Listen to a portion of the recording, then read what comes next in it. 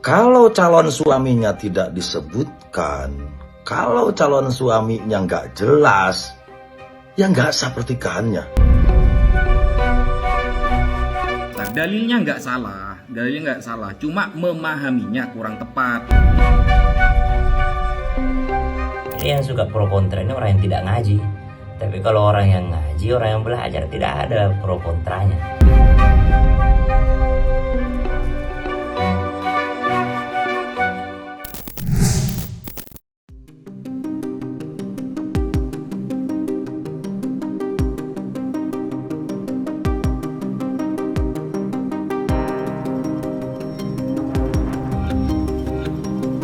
Imbas kritik pedasnya terhadap prosesi ijab kabul pasangan selebritis Luna Maya dan Maxim Botier, nama Ustadz Sirojudin Asubki belakangan menjadi ramai diperbincangkan. Seperti diketahui, melalui media sosialnya, Ustadz Sirojudin Asubki telah membagikan sebuah potongan video edukasi bahwa sejatinya prosesi ijab kabul yang diucap Maxim Botier terindikasi tidak sah. Lantaran diucapkan setelah jeda 3 detik dari ijab sang wali nikah. Sontak saja, ucapan Ustadz Sirojudin Asubki menuai sorotan tajam, sampai-sampai silang pendapat dan pro kontra pun tak mampu terelakkan. Tidak hanya di kalangan masyarakat, namun juga di kalangan ulama hingga akademisi hukum Islam. Diketahui penceramah kondang Lora Ismail hingga Gus Wafi ikut membagikan pandangannya. Di satu sisi, banyak pihak yang menentang pandangan dari Ustadz Sirojudin Asubki, namun di lain sisi, tak sedikit pula yang memegang pendapat sama dengannya. Lantas, seperti apakah argumen masing-masing pihak? Dalilnya nggak salah, cuma memahaminya kurang tepat. Makanya sampai saya tulis, ya saya tampilkan ini di layar, bahwa al-faslu bainal ijab wal qabul, pemisah antara ijab dan qabul dalam bab nikah, itu para ulama membagi menjadi dua. Yang pertama, ada kalanya dipisah oleh diam, sebagaimana kasus pernikahan Mbak Luna Maya, diam 3 detik baru mengatakan qabil tuh. Ada kalanya dipisah dengan kalamun ajnabi, pembicaraan yang di luar konteks akad nikah. Nah, poin kedua ini ulama lebih ketat. Kenapa ulama lebih ketat? Karena dianggap yush'iru urfan bil i'radi anil qabul. Biasanya menunjukkan terhadap berpalingnya seorang suami tidak mau untuk menerima nikah tersebut. Dan saya sudah menghubungi kepada Gus Wafi dan juga Lora Ismail tentang masalah ini ya, tentang masalah adat tersebut. Dan saya biasa-biasa saja dengan beliau, tidak ada permasalahan. Saya hanya menekankan untuk lebih kehati-hatian di dalam masalah akarnya tersebut agar tidak terjadinya nanti kemaksiatan yang terus-menerus. Sedangkan Gus Wafi dengan Lora Ismail, beliau itu lebih ke toleransi untuk meringankan. Ya memang ada pendapat dari ulama. Ulama ini ahli hukum standar internasional tentunya ya. Ada yang mengatakan memang harus langsung, tidak boleh disela. Ada yang mengatakan boleh terjeda, dan terjeda tidak terlalu lama. Dan menurut saya pribadi, jedanya Maxim kemarin masih dalam batas kewajaran. Bahkan sempat jadi polemik ini, yang sempat diviralkan itu beliaunya sudah menghitung 3 detik, gitu kan? Nah, itu masih dalam kewajaran. Nah, yang tidak wajar adalah ketika disela oleh pekerjaan lain. Misalnya, ketika wali sudah mengatakan ijab, kemudian disela pekerjaan lain. Mungkin makan suatu hidangan, ya mungkin ngobrol dengan orang lain, nah disela dengan pekerjaan lain. Selama tidak disela dengan pekerjaan lain dan masih dalam batas kewajaran, itu makfu. Makfu itu artinya bisa ditolerir. Maaf, jadi saya terima masukan itu, silahkan. Tapi kami juga punya pendapat secara pribadi, itu jeda yang dimakfu, bisa ditolerir. Jadi sebenarnya tidak ada masalah, tetap sah-sah saja. Namun saya lebih menekankan agar lebih hati-hati di dalam akad pernikahannya tersebut. Kenapa? Ya karena memang pernikahan itu titik poin utamanya itu adalah di dalam akadnya tersebut. Adapun masalah tentang saya edukasinya di dalam videonya Mbak Luna itu karena memang akadnya ini nyeleneh. Dalam artian nyelenehnya ini berbeda dengan keumuman di masyarakat, makanya saya jadikan contoh agar lebih hati-hati. Karena mungkin ya banyak netizen yang mengatakan bahwa kenapa harus pakai videonya, karena memang ini yang berbeda dengan orang lain, seperti itu. Miris memang apa yang kini harus terjadi, sebuah prosesi pembacaan ikrar cinta yang umumnya menghadirkan perasaan bahagia, kini harus menjadi prahara. Lantaran ramainya pendapat masyarakat yang berbeda-beda. Ditambah lagi, polemik panjang prosesi ijab kabul Maxim Boltier dan Luna Maya kini kadung melebar hingga sampai kemana-mana. Belum tuntas betul prahara jeda 3 detik yang ramai dibicarakan, saat ini justru muncul kritikan baru dari Kiai Deden Usman selaku Ketua Pengurus Cabang Nadatul Ulama Kabupaten Cianjur. Pasalnya, dalam sebuah video edukasi yang ia bagikan lewat media sosial, Kiai Deden Usman menilai ijab kabul yang diucap oleh Maxim terindikasi tidak sah, lantaran sang wali nikah tidak menyebutkan kata kepada kamu ketika membacakan ijab. Lantas, seperti apakah penjelasan Kiai Deden Usman? Saudara Butier Maxim Andre Selam, saya nikahkan adik kandung saya Luna Maya Sugeng binti almarhum Uut Bambang Sugeng dengan mas kawin 7,5 gram logam mulia dan uang sebesar 2.025 US dollar tunai. Saya terima nikah dan kawinnya Luna Maya Sugeng binti almarhum Uut Bambang Sugeng dengan mas kawin tersebut 7,5 gram logam mulia 2025 USD dibayar tunai. Bahwa dalam prosesi ijab kabulnya tidak menyebutkan khitab zawaj. Ya Zaid, saya nikahkan adik kandung saya yang bernama Anu dengan mas kawin sekian dibayar tunai. Jadi tidak ada saya nikahkan adik saya yang bernama Anu kepada kamu. Nah, tidak menyebutkan khitab zawajnya, tidak menyebutkan calon suaminya. Jadi kepada siapa itu dinikahkan, sekalipun di awalnya ada bahasa nida. Nah, kalau kita lihat di dalam salah satu syaratnya ijab kabul nikah, bahwa harus jelas khitabnya kepada siapa. Saya nikahkan putri saya kepada kamu, saya nikahkan kepada kamu putri saya nikahkan adik saya kepada kamu. Nah, ini kepada kamunya itu nggak ada. Jadi seolah-olah ankahtu ukhti, saya nikahkan saudara saya. Nah, kepada siapa nikahnya? Kalau calon suaminya tidak disebutkan, kalau calon suaminya nggak jelas, ya nggak sah pernikahannya. Gitu aja repot. Perkataan tidak sah ini efeknya fatal karena bisa ada statement nantinya beliau berdua, Mbak Luna Maya dan suaminya melakukan perzinahan setiap hari karena nikahnya tidak sah. Yang jelas, salah satu syarat ijab kabul adalah calon suaminya harus ta'yin, harus tentu kepada siapa itu perempuan dinikahkan.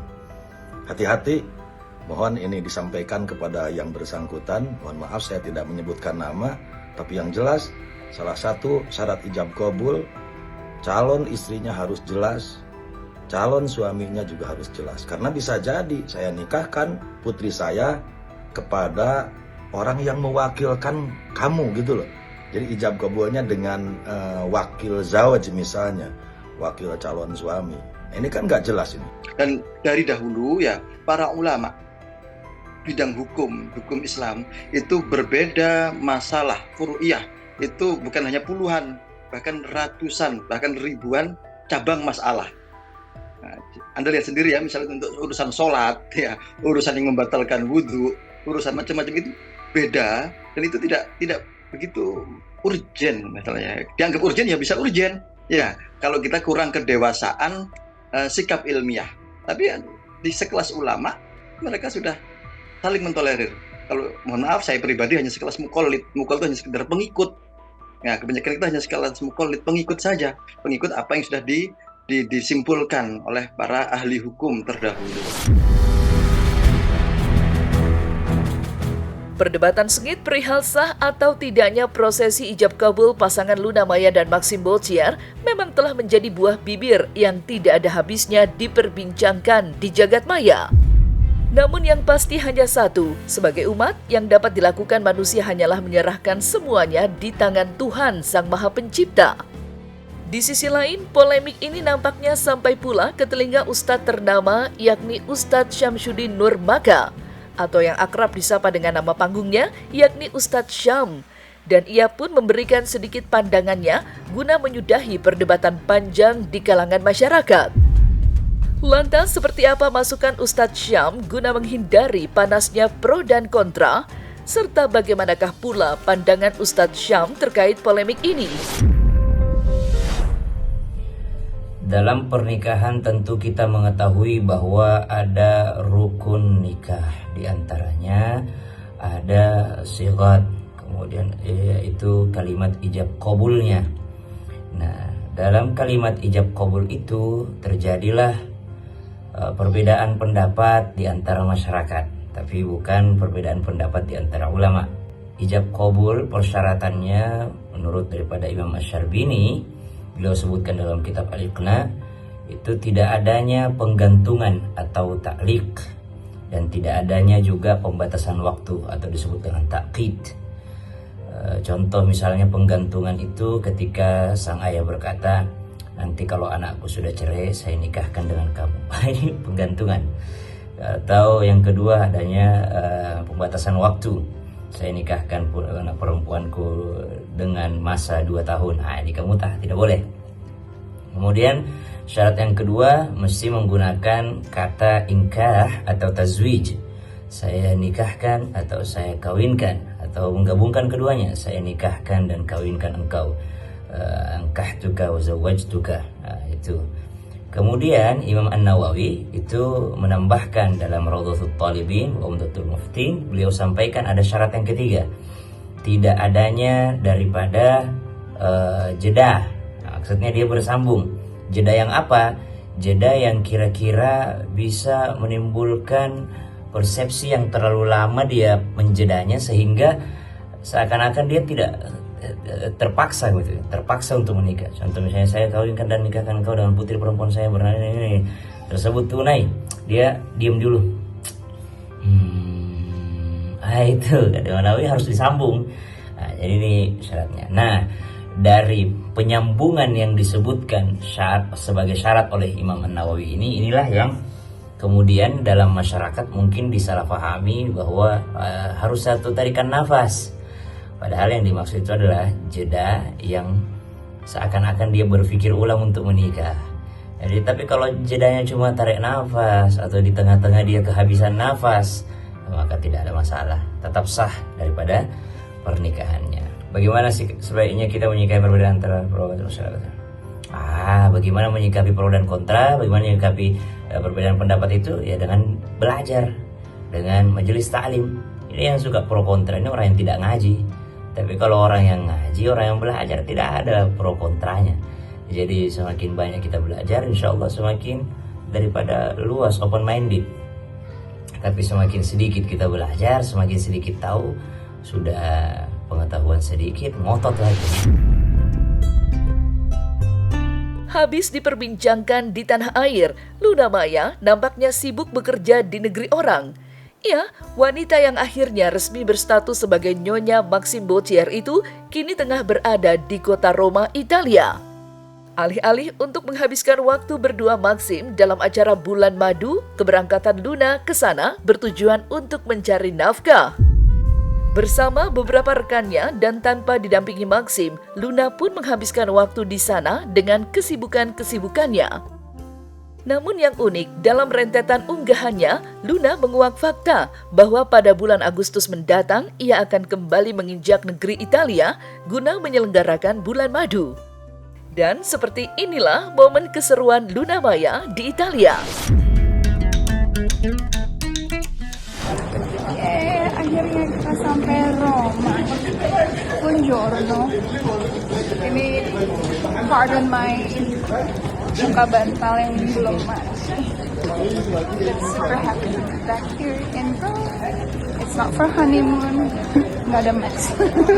Nanti honeymoonnya nyusul Agustus. Nanti honeymoonnya Agustus juga ke Italia. So this one is for work. It's okay.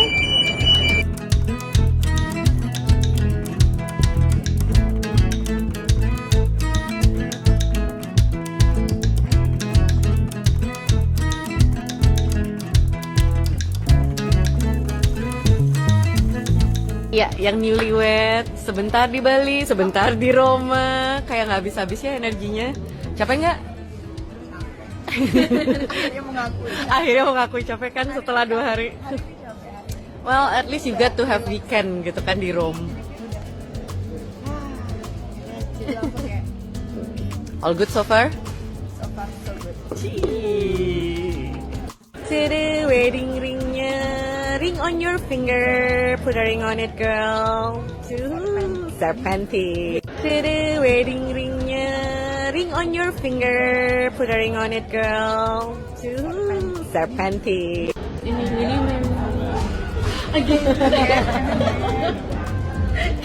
salah banget deh ya.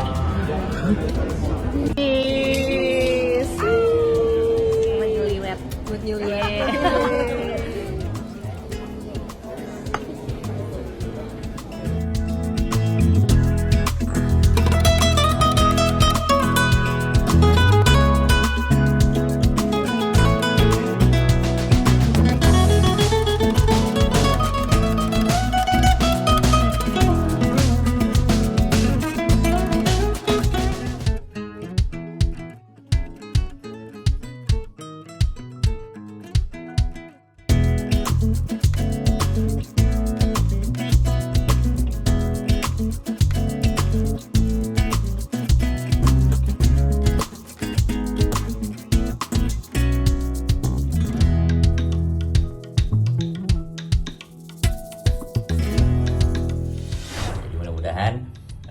Berkah, selamat pernikahan buat Maxim dan juga Luna Maya. Barakallah.